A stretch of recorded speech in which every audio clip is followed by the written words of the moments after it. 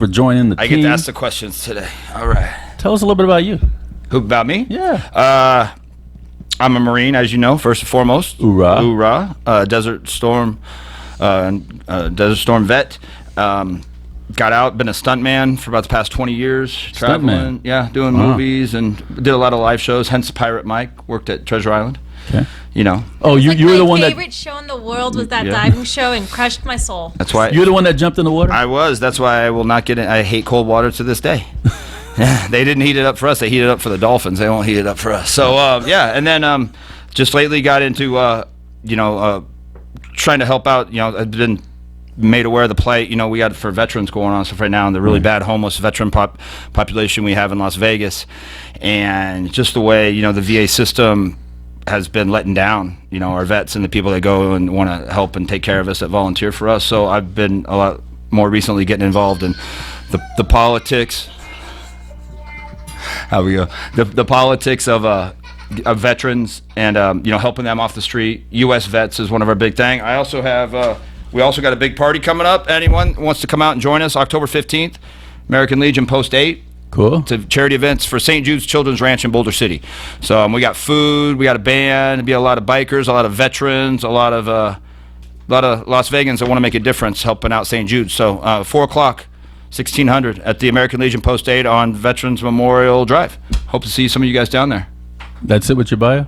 Huh? That's it. If I could, we'd take a whole hour if I really got in depth. So yeah. Well, well, thank you for joining us. Thank you for having me. We're going to have three guests today. We're going to have Matt Lee, who's a candidate for Sparks Justice of the Peace.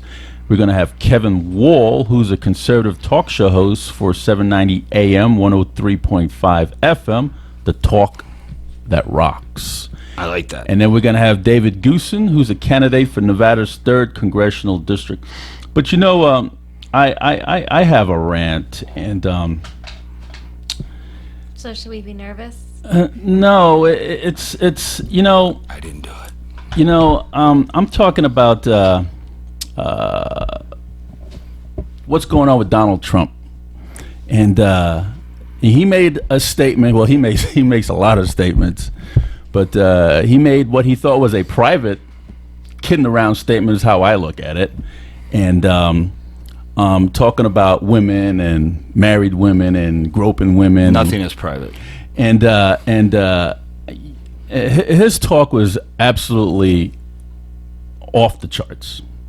I don't condone it, and I thought it was sad that he got caught saying it. But what he was saying is no different than I've heard a lot of powerful people in this community say.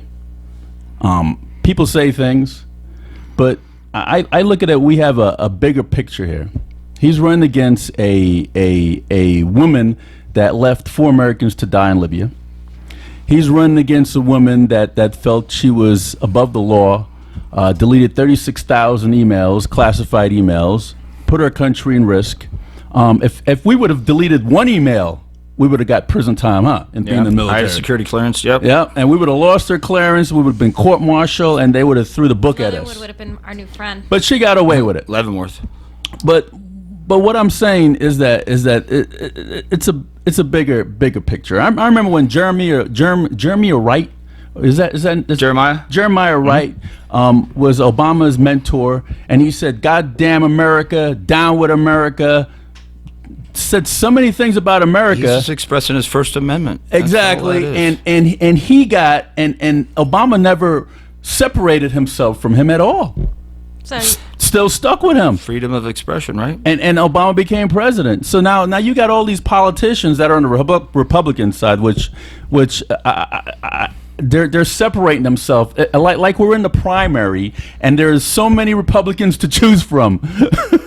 Well, what they're doing is giving the presidency to Hillary Clinton by doing that.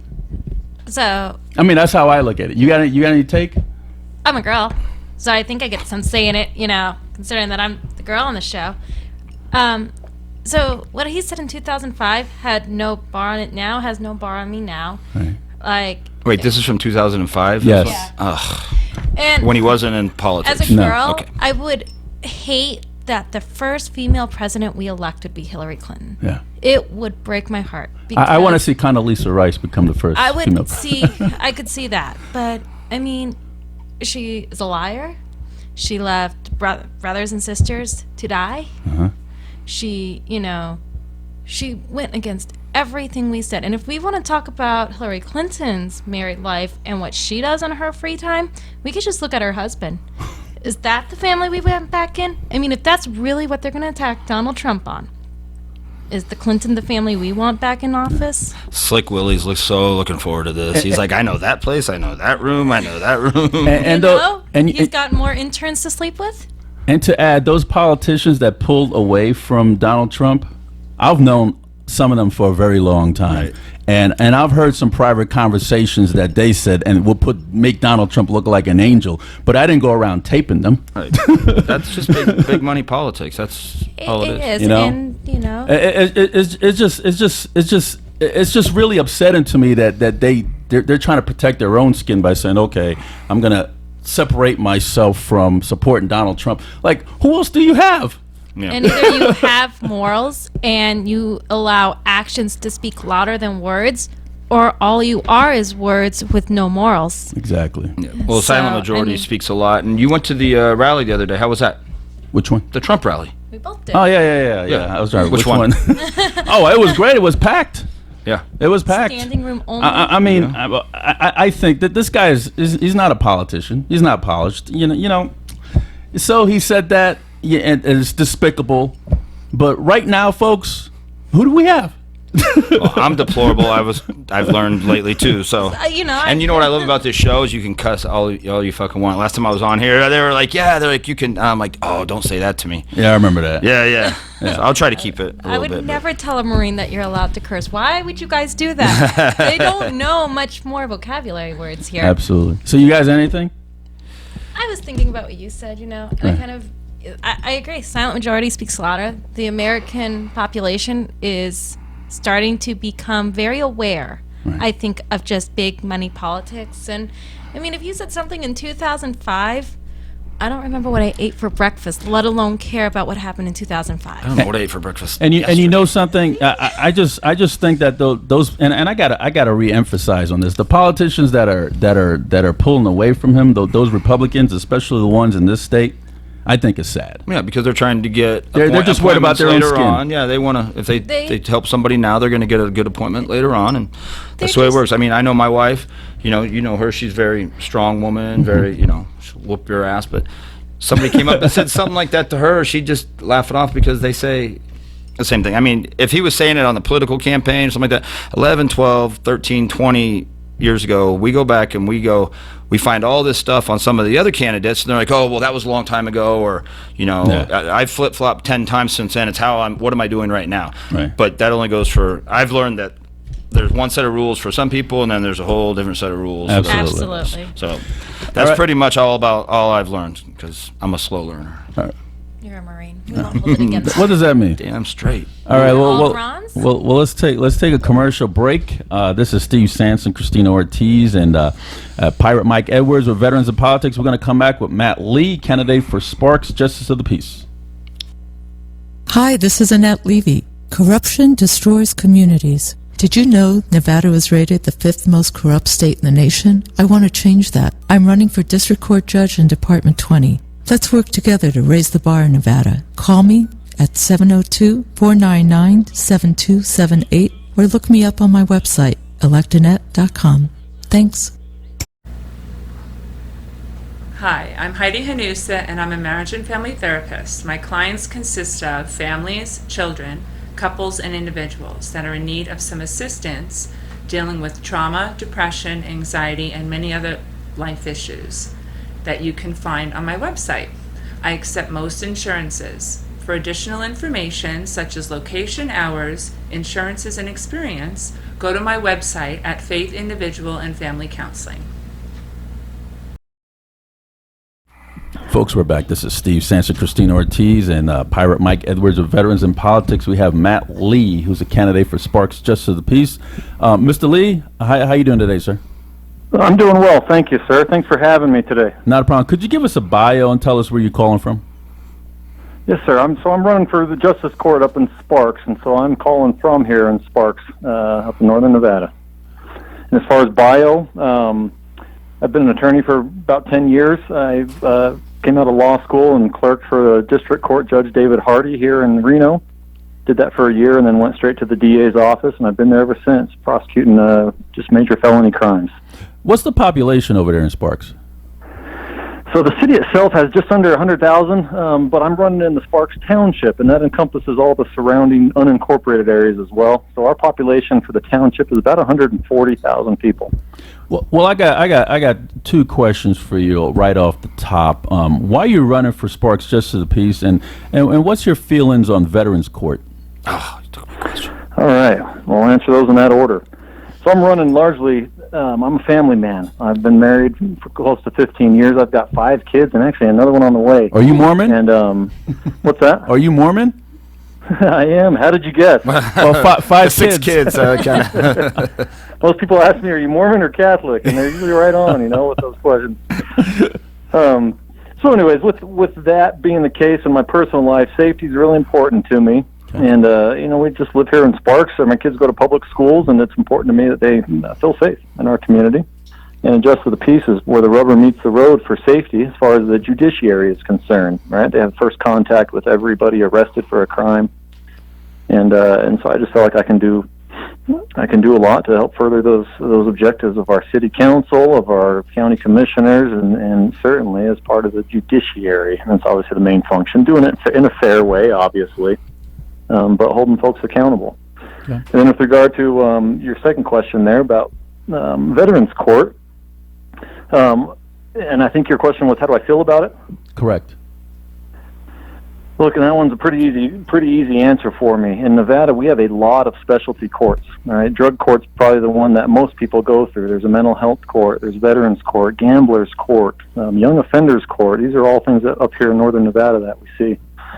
What I like most is veterans court, and it's because folks who come through there and who are eligible for that court and the benefit that the program would provide ultimately, right, being the case dismissed like it never happened, is that these are folks who have earned that, and given themselves in our community throughout the world to keep us and other folks safe. And there's oftentimes problems that come along with that service and the things that individuals face. And so it's a pleasure to work with folks in the Veterans Court, and just because of that, they've earned that right, and we owe veterans that. So this is Christina Ortiz, and I've been in meetings all week, and I'm wondering, there's a huge disconnect between northern and southern Nevada, and our laws are the same, but the way they've carried out the same. Do you feel that you could, as a judge, bring more continuity between the northern and southern parts of the state? Ms. Ortiz, I don't know if I'd be able to answer because I don't know what the disconnect is. Is there perhaps an example you could give me? Well, even in terms of Veterans Treatment Court, we have it here in southern Nevada, but you don't even have one that I'm aware of in northern Nevada. And I gotta interject right there. You're right. There is a difference between how northern Nevada and southern Nevada does the law, but northern Nevada is the one that implemented Veterans Court right after the law is passed, and southern Nevada is the one that stray away from it, and it took over a year before they implemented after the law is passed. So southern Nevada is the one that's been in the back room, not implementing the Veterans Court like it should. Is there anything? But it seems like. Oh, I'm sorry. Go ahead. I said, is there anything on the judiciary side that we could do to get them more cohesive? Yeah, and so it seems like with that, Las Vegas and the surrounding courts, right, like Henderson has a veterans court, the district court has one down there. There's more expansiveness of the veterans court program. Up here, none of our courts of limited jurisdiction, meaning the justice courts or the municipal courts, have a veterans court. Our district court has one. And the law allows, under NRS Chapter 176A, the law allows a misdemeanor case from the Justice and Municipal Court to be transferred up to the district court, the Veterans Court, for administration, for a person to go through. However, when that happens, we lose a lot of the oversight. Pro and probation, who does oversight for those programs at the felony level will not supervise somebody from a misdemeanor court. And so we're missing out on opportunities there. And talking to folks here, I've heard a lot of folks discouraging a veterans court at the smaller court level just because of resources. They say our district court runs a very good veterans court. It's administered by the judge I used to work for, actually. I used to clerk for, Judge David Hardy, who himself is a veteran. But they say a lot of resources go into that court, and if we have all those individuals spread out into 2 or 3 courts up here in northern Nevada, then it wouldn't be as well administered. And so that's kind of the conundrum we're in. There needs to be perhaps better oversight or supervision from the misdemeanor crimes within the district court realm. And that's just something that needs to be worked out with who's going to supervise in probation. Cool. Hey, Mr. Lee, this is Mike Edwards, United States Marine. Thanks for coming on today, sir. Hey, thank you, sir. I wanted to expound upon what you were talking about earlier, and for a lot of people that are probably listening, they're probably not aware. You said, Veterans Court. The veterans have earned that right and stuff. A lot of people that are listening, I've talked to people that that they think they're getting a handout or a special privilege or whatever. The lengths that they go to graduate from a veterans court, a lot of people don't understand how hard and how rigorous it is, and we're trying to integrate these people. They might have made a mistake. A lot of times, I'm in the VA system, and my meds get screwed up all the time.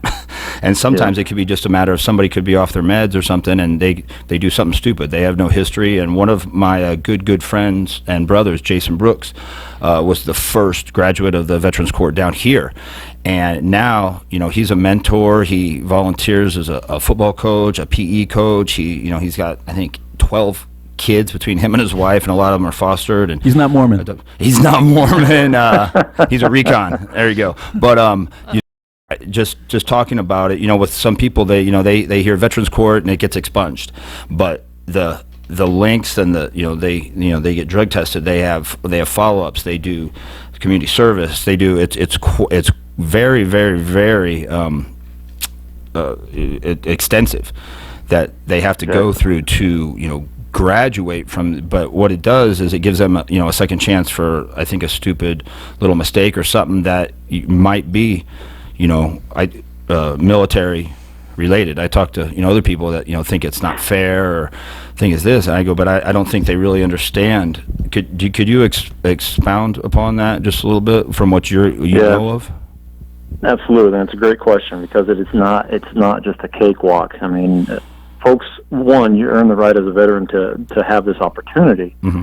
But 2, then you've got to earn it in that court as well, and it's not easy. It's more intensive than just regular probation is, certainly, where you're going to court regularly, meeting with the judge, meeting with a set of counselors, meeting with the attorneys, with the defense attorney, prosecutors. There's a whole team that works on these, and they work together very well, actually. And it's a program of treatment up to 3 years.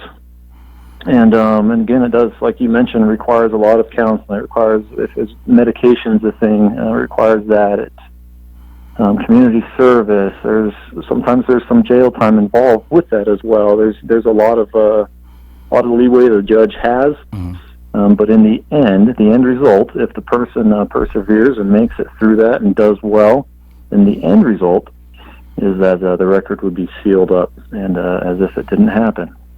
But again, like you said, it's not easy to get there by any means. Right, but it gives them lets them move ahead with their life and get to be positive. And the ones that I've known that have gone through the course, now they're mentors to other ones. So it builds upon itself, I believe. Yeah, and I talked to an individual here who went through it for a gun-related charge. Good man, no criminal history in the past, but there was clearly an issue related to his military service, and he went through the program and had just a great outcome. And now he's fully employed. He's actually going to school as well, and has a great future ahead of him. Awesome. Whereas otherwise, this kind of stupid mistake that's an aberration of who he is, and that was related to his service, would have held him back. Yep, I agree. And so he's better off, and the community's better off. Yes, sir. Win-win. So what do you think is the greatest qualification you bring onto being the district judge? It's my background, and again, the justice of the peace has to reflect the values of our local community here, and we're a small community relative to other ones around us, and those values, I believe, are community. You know, someone who's involved in the community long before they ever decided to start running for judge. Someone who's devoted to family, and someone who's committed to the public safety. And I believe that's me. My background shows it. Oftentimes, as I mentioned before, since the justice court is where the rubber meets the road, and it's that first contact in the criminal justice system, there needs to be someone who understands the law, who will do his or her homework and come prepared every day into every hearing, and then someone who also is going to hold folks accountable for crimes that are committed and make sure victims are made whole. And that's what I spent my career doing in the DA's office, doing it in a fair way, but certainly holding folks accountable and being consistent in doing that. Mr. Lee, the person you were running against, who's that, the incumbent? No, it's actually, this is a brand new seat based on our population growth, so no incumbent. But her name is Jessica Longley. She's with the Public Defender's Office. And I just want to say congratulations to you for getting the endorsement of Veterans in Politics out there in Northern Nevada. Well, thank you. That meant a lot to me. With that said, Mr. Lee, do you do any pro bono work? Have you done any pro bono work? And what's your jury trial? Have you done jury trials in the civil or in the criminal side of the house? Yeah. So I've done many jury trials, dozens of jury trials, and those are for felony and gross misdemeanor crimes. I don't know that I've done a trial for a gross misdemeanor, but all felony crimes. Okay. This summer I've done 4 of them this recent summer, and those were violent crimes, DUIs involving death, stabbing, and those types of crimes. And so I certainly understand the courtroom and how to make my way around the courtroom and what it takes with a jury. And I've watched a lot of different judges very closely and how they do things. And ultimately, for me, what I really like about a judge is not every decision that's made. Of course, I'm not going to agree with that. But what I do like is the respect, like that I can give a decision when I know it's made thoughtfully, carefully, and in accordance with the law. And so that's the kind of judge I want to be, that'll follow the law strictly and apply it accordingly, without my own individual passions or thoughts and infringing on that. In Nevada, who is the single judge that you have looked closely at, and who would you like to follow and most Emulate? emulate? Thank you. Yeah, Marines in small words. I know. Sorry, it's okay. She's Army, Matt. I got so. you. That's all right. I'm staying out of that. Hey, so the judge I worked for out of law school, Judge David Hardy, he's the one I spent a lot of time with and learned a lot from him, and so it'd be hard for me to ignore the things I learned there, and I see a lot of the good things that he does. Again, he comes very prepared. He works long hours and reads everything. He knows the issues at hand. He can ask thoughtful, intelligent questions about the issues that are coming up. And then most of all, he strives to do things, I believe, fairly. He holds folks accountable, when needed to do so, and then he can also extend a little bit of the arm of mercy on cases where he feels like that's the best thing for the community and the defendant. Well, sorry. Go ahead. Let me ask you a question, and I thought Mike would have asked you this question. What happened if a biker shows up in there with their colors on? How would you? That's why I didn't. How would you look at that person? Would you profile that person as a bad person, or would you give that person every bit of the doubt? So look, in the judge realm, we have to be unbiased, and I wish I could say 100% that can happen. But if I'm going to be absolutely real, I've got to say there's probably biases out there, even that aren't intentional, right? And so I've been committed to facts. I have not filed charges on cases where perhaps a crime has occurred, but I'm not comfortable with the facts at hand that I can prove it beyond a reasonable doubt. And so despite whatever colored jackets, whatever the person's wearing or is, or this or that, I can go off the facts. And again, I've been doing that for my career in the DA's office. I think I'm the one who can do that as the judge as well. It's the facts that lead and nothing else. Okay. Well, I had a trial some time ago where an individual wasn't a biker, the defense tried to portray it as a gang, and it really wasn't a criminal gang under our statutes. But nonetheless, he's wearing the vests and colors and things like that, and they sure tried to play that up to the jury, and it didn't matter to us. This individual was a victim, regardless of who he is, what he represented, anything like that. He was a victim of a crime. All right, well, awesome. Well, thank you for that, Mr. Lee. Could you give us your point of contact, and could you let the listeners know why they should go to the polls and vote Matt Lee as Sparks Justice of the Peace? Hey, thank you. Yeah, if safety is a concern for anybody, then this is an important election. And I've mentioned this probably the third or fourth time now, but it's a people's court. It's where the rubber meets the road. We have first contact with defendants in the criminal justice system from the judiciary side. And we're the folks who make decisions whether a person needs to stay in custody or can be released into the community, and we need someone who understands the community and is involved in that. And I've been involved just with everything from coaching baseball to Boy Scouts to teaching and instructing law enforcement cadets at police academies around the state. And that's important to me, and I believe I'm the guy who can do that.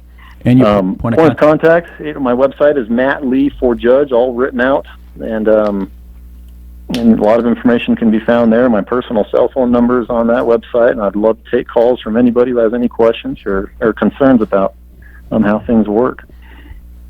All right, Matt, thank you so much for being on the program, folks. That's Matt Lee, who's a candidate for Sparks Justice of the Peace.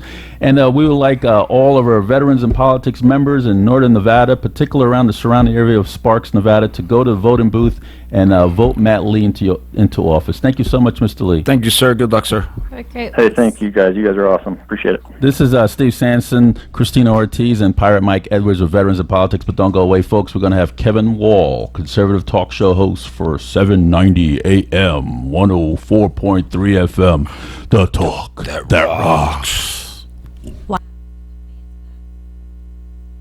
Hi, this is Annette Levy. Corruption destroys communities. Did you know Nevada was rated the 5th most corrupt state in the nation? I want to change that. I'm running for District Court Judge in Department 20. Let's work together to raise the bar in Nevada. Call me at 702-499-7278 or look me up on my website, electanet.com. Thanks. Myself. Oh, we are back, folks.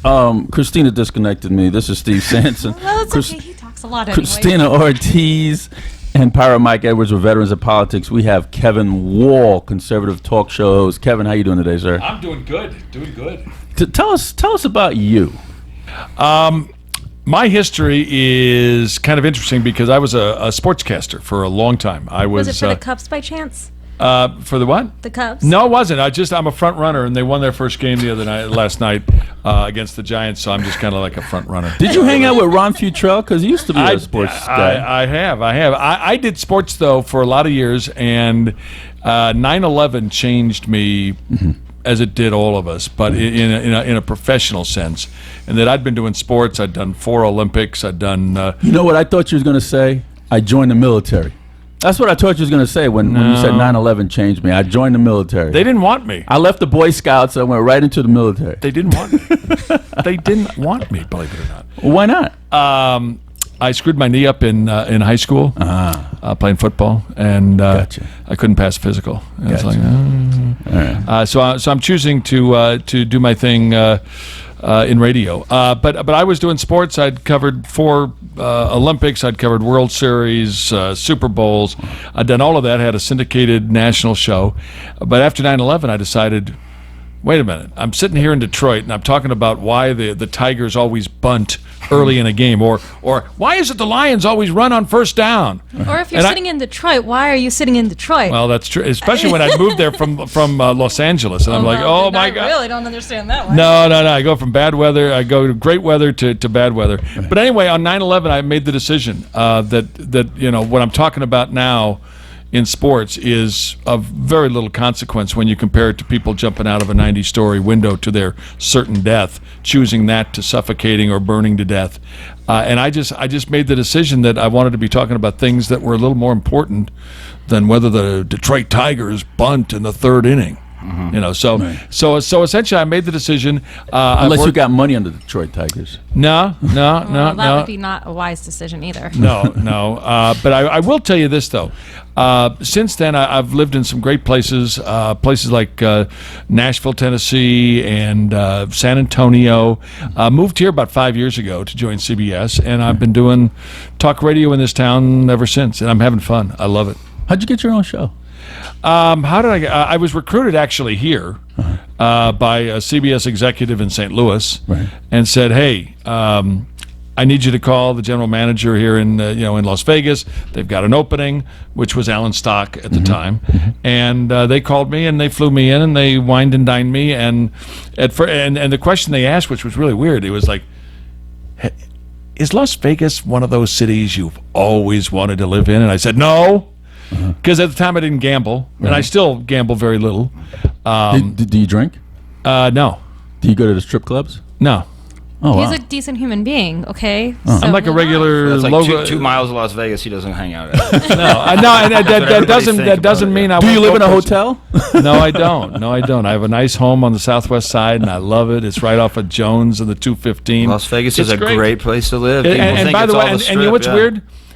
I've had chances to move. When I left CBS, I had a number of stations around the country that said, "Hey, move to Fresno. Come back to San Antonio." I said, "No, I love living here. I'm going to make whatever I'm going to do. I'm going to do it here." Las Vegas So- is a great place to raise kids. There's lots Oh, of it's great. schools in the suburbs. Except the schools. I Except the was schools. born and raised here. Well, the school. Born and raised, you're the 3%. Is it 3%? Born and raised. Right.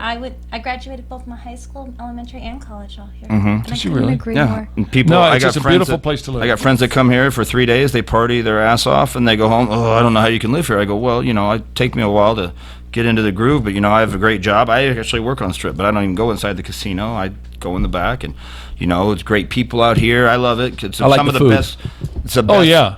Lots And of the great entertainment. restaurants. Yep. The entertainment. That's 3 out in the morning, you want to go to do something. Doesn't mean you have to, but there's something available. That's the best place for riding motorcycles. I've been in the entire world because there's no bugs, there's no deer, there's no. I've been hit by a deer, and I'll never forget when I was pregnant with my first daughter. You could find food, and I don't know how other people live across the country.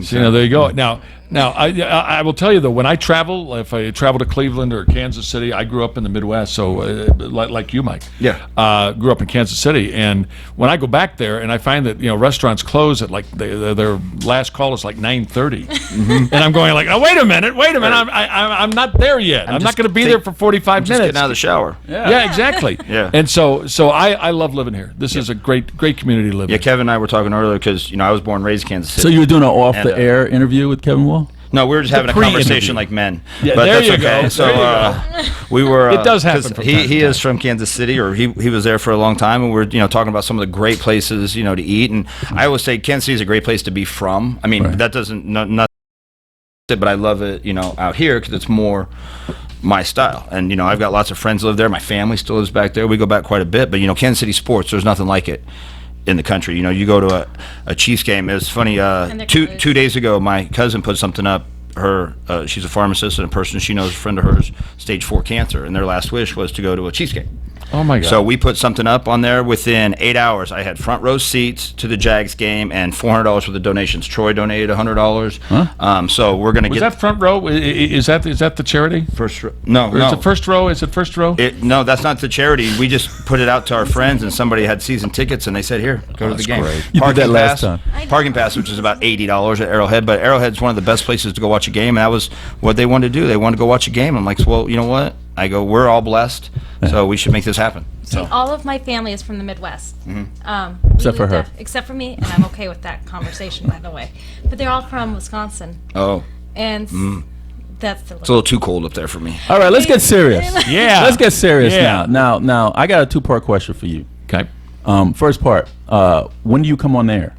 I'm on 9 till noon. Okay. I go right against Rush, Right. which is okay because Rush can never talk about the commerce tax or about education savings accounts or about the special session, which is beginning Monday morning at 8 o'clock. So 9 to noon every day. Monday through through Friday. 7:90 a.m. 7:90 a.m. So I know Monday morning you're Yep. gonna go into the studio, Sure. off of Sunset there, and the first question you're gonna want to find out is what the heck is going on with Donald Trump. Yeah. Yeah, right. Yeah. Now, let's get it on a Saturday and not wait till Monday. Well, I'm going to be honest with you. What I'm waiting for is I want to see what happens tomorrow night. Now, we've got a debate, and we're doing a big debate watch party at Nietzsche down at Town A debate Square. on Sunday? Yeah, Sunday night at 6. You didn't know that? I thought they don't work on Sundays. ClarkGOP.org. You got to have tickets to get in, but it's going to be a lot of fun. You going to get me, Mike, and Christine in there? Yeah, sure. I got a job, Steve. You'll be there? I'll be there. Okay, I'll get you in. I'll get you in. Not a problem. Now this guy, I'm not sure. Steve, I don't know. We might make him, work for his supper or something, but I don't know. They might Oh, you get a meal out of this too? Now they got a nice buffet. That comes with it. Yeah. Oh. Now he's in now. Jeez. Now free food. Oh my God, we love that. But no, I'm going to wait to see what he says tomorrow. He might say he's dropping out. I don't know. Oh, and replace with who? Mike Pence. There are already people in the Republican Party that are talking about he should step down and Mike Pence should replace him. Mike Pence did great in the debate last week, and would be, and he's conservative. Isn't that giving it to Hillary if they do He rides that? a Harley. Well, He does ride what's the alternative? The alternative is, I mean, people are telling Donald Trump he should drop out. He's not going to drop out. I don't think he will either. And can I tell you something? To the people, the same people that are saying he should drop out and he's an embarrassment, these are the same people that said when he announced his candidacy, he announced that the people coming across the southern border are murderers and rapists and drug dealers, and some of them, I'm sure, are good people. And they said, "Oh, he's done." Right. Well, he wasn't. When he went after John McCain and his war record, they said, "Oh, well, that's going to finish off Donald Trump for sure." And it didn't. And it didn't. And then when he went on and he gave out Lindsey Graham's personal cell phone number, he said, well, that surely is going to be the end. When he went after Megyn Kelly and the so-called blood feud. And it didn't. And it didn't. Don't forget Roseanne Barr. Roseanne Barr, and don't forget that one guy. Pigs and sluts and all of that that. Gold Star Roseanne parent that Barr. was paid by the Hillary Clinton don't even campaign. start So you know what I want to say? If we're going to attack Donald Trump on if he's going to drop out, whatever, what about Hillary Clinton and her health scare? And if she should drop out because she may not be healthy enough to run the... Tim Kaine against Mike Pence. How about that? Now here's what I think is going to have to happen. I think Donald Trump, and I hope he's doing this right now, I hope that he's going to look at this thing and say, when I get a question about this, I'm going to say, I'm sorry about what I said. It was said in jest, or it was said, you have to look at it in context. It's not the way I view women, But Madam Secretary, I mean, look at how you treat women. They make 37% less than their male counterpoints in, not only in the State Department, but in her campaign and in her Senate office. They made 37% less than the men. That's kind of abusing women, don't you think? How about her abusing men? Want the Secret Service to carry her baggage? Yeah. And as a woman, I couldn't agree more. Like, really, everybody keeps talking about the words. I just don't care about the words. Being active duty, guys say a lot of stupid shit. Oh, yeah. We're from Missouri. You got to show me, right? That's Right? exactly. Like, you just exactly. If you're not, show me the action. Right. I think Donald Trump's action and his record speaks highly more so than Madam Secretary's, who is abusive toward women, may not be in words, but in every action she takes. I've had some people come up to me over the last week when he had that speech, and he was talking to the World War II, the heroes, Korea, Vietnam, and he was talking about PTSD. And people come up there like, oh, he just said, Marines and soldiers are weak that have PTSD. The people that commit suicide, and I'm like, everybody that was sitting in that room, I read Ellen West's article, and everybody that I listened to and I talked to, and everybody that are military, I think he was spot on. I go, people that do come back, the people that commit suicide because they have PTSD, they're not doing it because they're strong people. They're doing it because they have moments of weakness, because it does affect them. They could be the toughest, meanest person, but I go, everybody has issues, and I think he was saying that we need to help these people reach out. And people that aren't in the military, they come up to me, they go, oh, he said this, and I go, you guys have no idea what he said. Not one person I've spoken to that was military had an issue with it, because he was just telling the truth. There's something to be said for people saying what you want to hear versus what you need to hear. Right. And I think sometimes, I'd rather have somebody be blunt and tell me the truth than blow smoke up my ass. Mm-hmm. And he was saying, hey, look, these people need help. We have we're trying to pass a bill for the VA suicide hotline the bill is saying now, to make them do their job. I'm like, how insane and idiotic is that? 40% of phone calls go to a voicemail or go unanswered, or go to a call center with people that aren't even in the military. I mean, Mike, it's insane. You know that's my bill. Yeah. That is my bill. That is the bill that I wrote for special society. So okay, I'm not going to get into that, but what's Harry Reid doing? Because I've heard it got tabled, and then I heard this, and I'm like, you shouldn't have to pass a bill for somebody to do their fucking job. Well, we've got an amazing sports commentator who can equally say that, what you say sometimes falls on deaf ears no matter how hard you say it. Yeah. Oh, exactly. And I keep going back to Trump. Right. But Trump, if you look at what he's done and all the stuff he said, and some of it's harebrained, but some of it, like Mike, what you were talking about, I heard that comment. I said, that's right. Yes. That's spot on. Yeah. There are people that can handle it, and there are other people that can't handle it. That doesn't mean they're weak. That doesn't mean they're inferior in any way. And I deal with my little PTSD in politics. That's why I'm so good at going after people. Why I sit in the middle of the boys. Yeah. But with I drink. He drinks. but with that, Mr. Wall, we're gonna have to go. We have one more guest. So do you have any final words you wanna say? I think everybody and their brother should be calling their state legislator, Senate, Assembly, call the governor's office, and tell them that you want, between now and Monday, you want the governor to reverse himself and say that he's going to deal with ESAs, education savings accounts. It is something so vitally important. As much as I would love to have the Raiders, as much as I'd love to have a brand new stadium, I would much rather have our kids rated 20th or 23rd in the nation Instead of 50th? Instead of 50th. You notice their focus is off. No, it's their priorities. Yeah. I mean, that's what we do. Right. Everybody does this at this table. Oh, we'd like to have a nice vacation in Disneyland. Right. Well, I'm sorry. The kids have to get braces. One of the kids was in a car accident. We got some medical.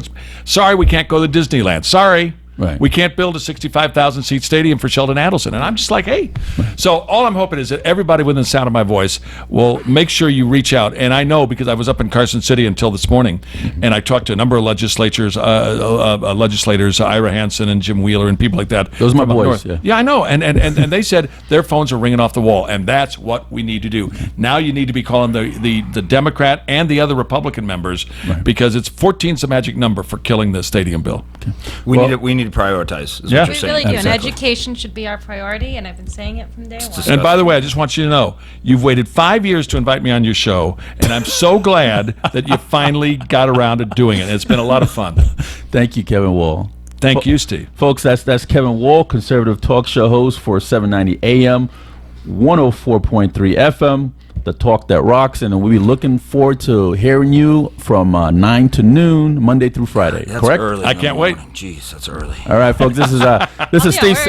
This is Steve Sanson, Christina Ortiz, and Pirate Mike Edwards with Veterans of Politics Don't Go Away. We're going to have David Goosen, candidate for Nevada's 3rd Congressional District. Hi, this is Annette Levy. Corruption destroys communities. Did you know Nevada was rated the 5th most corrupt state in the nation? I want to change that. I'm running for District Court Judge in Department 20. Let's work together to raise the bar in Nevada. Call me at 702-499-7278 or look me up on my website, electanet.com. Thanks. Hi, I'm Heidi Hanusa, and I'm a marriage and family therapist. My clients consist of families, children, couples, and individuals that are in need of some assistance dealing with trauma, depression, anxiety, and many other life issues that you can find on my website. I accept most insurances. For additional information, such as location, hours, insurances, and experience, go to my website at Faith Individual and Family Counseling. Folks, we are back. This is Steve Sanson, Steve Sanson, Christina Ortiz, and Pirate Mike Edwards of Veterans of Politics. We have David Goosen, candidate for Nevada's 3rd Congressional District. Mr. Goosen, could you, thank you for coming on the program. Thank you. Could you tell us about yourself? Give us a bio, please. I'm an independent candidate for 3rd District Congress. I'm no campaign donations, no political affiliation, reapply for government programs and the fair tax. My platform's a solution to government's problems. So, right off the bat, I am a lot of hats for the CD1 candidate, independent candidate. And I know what the struggle is. What has your hardest struggle been with that? Well, for me, it's the media. The media works against me all the time. So it doesn't matter if it's print or television. They don't even mention me. You know, it's my other two opponents. They can't even take the time and effort to put me in the paper. I'm on the ballot. You look, you'll see I'm first on the ballot. But yet they can't report that. That's the problem that I have, is that the media is deciding the news instead of reporting the news. And they slant and they're partisan one way or the other, and it's disastrous if you're trying to represent the people, because I have a lot of hurdles. It doesn't bother me because my content, my message, I can crush these guys when it comes to debating. They don't want to get near me. Right. My first question's a doozy, and after that they run away.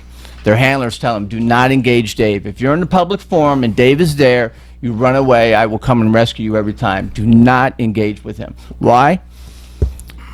If the Republicans and Democrats have created every problem, how can a Republican or Democrat be the solution?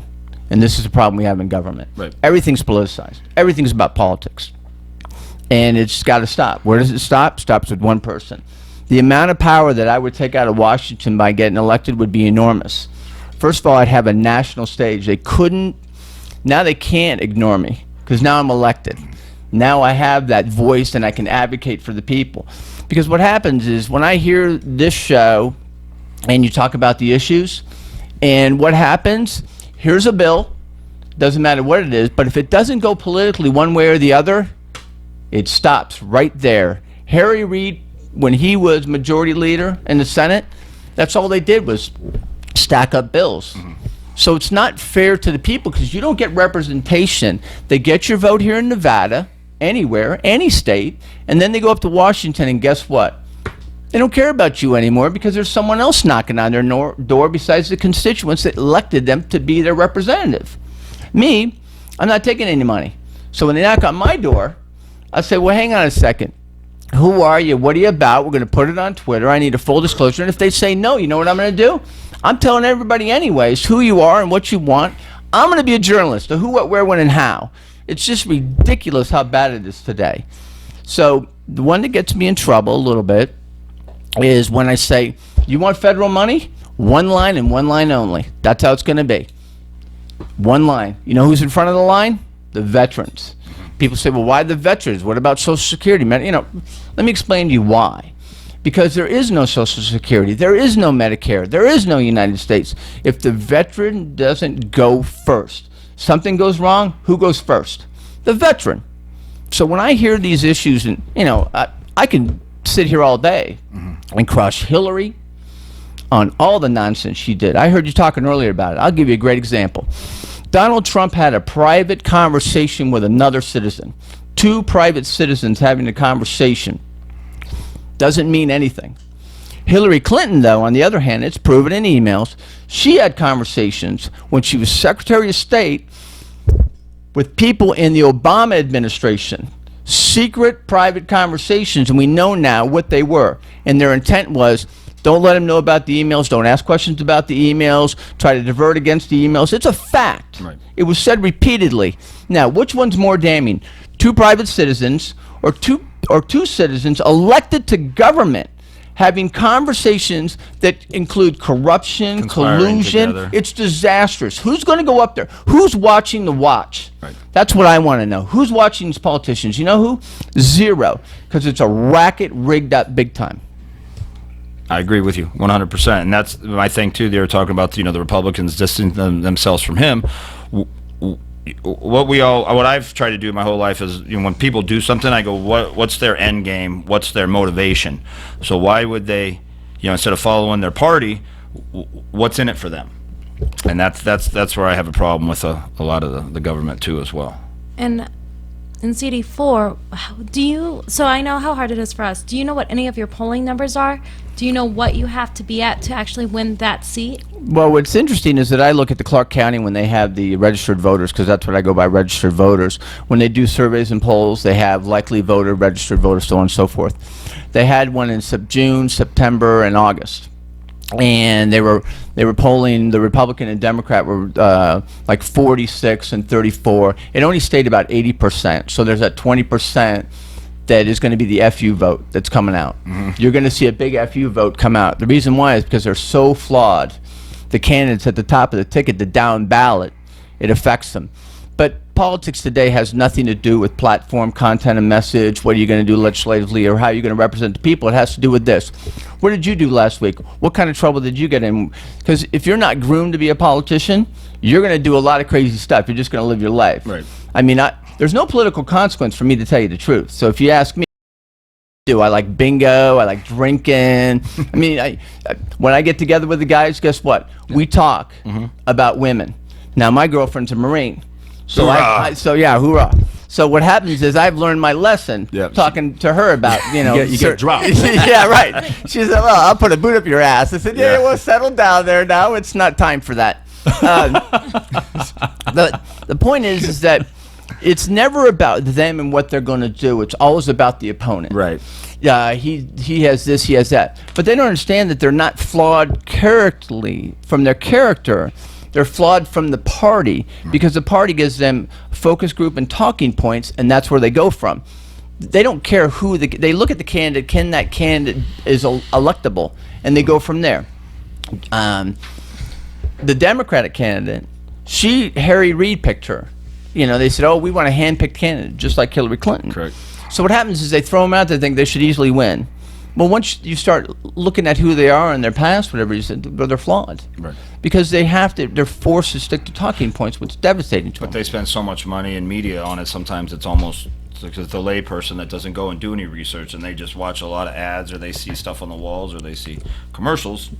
This is who I should be voting for, because that's what the TV tells me to do, and I do what the TV tells me. And how do you deal with that? Do you have a staff? Do you have do you have support? Do you have people to come out and help you with these rallies? Well, what I'll do is I'll get my campaign manager in here. Hang on.